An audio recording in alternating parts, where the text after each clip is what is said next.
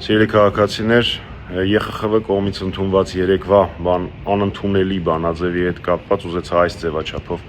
մի քանի պարզաբանումներ անել։ Իհարկե բանաձևը խայտառակություն է, տեղ են գտնում այնպիսի ձևակերպումներ եւ տեղ չեն գտնում այնպիսի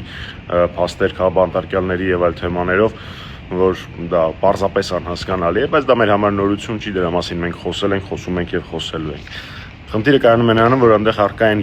առնվազն 3 կետեր, որոնց մասին իշխանական քարոզչամեքենան չի խոսելու ու կարծում եմ, որ կարևորը է, որպեսզի դա դուք իմանաք։ Առաջին զեկույցում հստակ նշվում է, որ այն ինչ տեղի ունենում հիմա պետության հարձակումն է եկեղեցու վրա։ Այնտեղ հստակ գրված է tensions between state and church,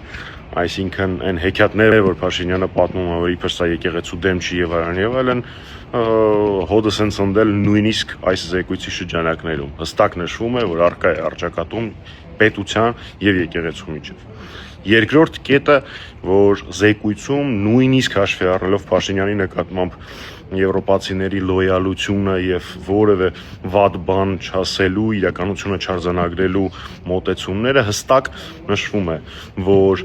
ընտրությունների ժամանակ պիտի բացառվի պետական ռեսուրսի օգտագործումը, պետական ռեսուրսի սխալ օգտագործումը։ Նորից ասեմ, նույնիսկ Փաշինյանի նկատմամբ լոյալության պարագայում սա հստակ նշվում է զեկույցում։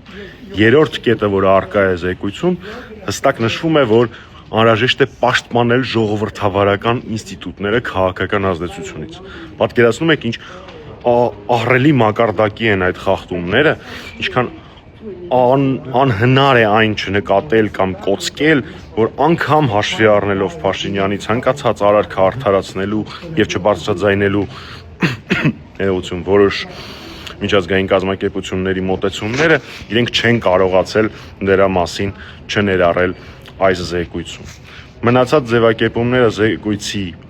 ինչպես արդեն նշեցի, անընդունելի են, զարմանալի են իմ համար, բայց դե ամեն բան երևի թե բացատրվում է աշխարհաքաղաքական շահերի եւ հետաքրքրությունների տրամաբանության մեջ։ Չեմ կարող շնորհակալություն չհայտնել ԵԽԽՎ-ին անկախ ամեն ինչից եւս մեկ անգամ հայ ռազմագերիների հարցը զեկույցում ներառելու եւ Ադրբեջանից իրենց վերադարձը պահանջելու համար։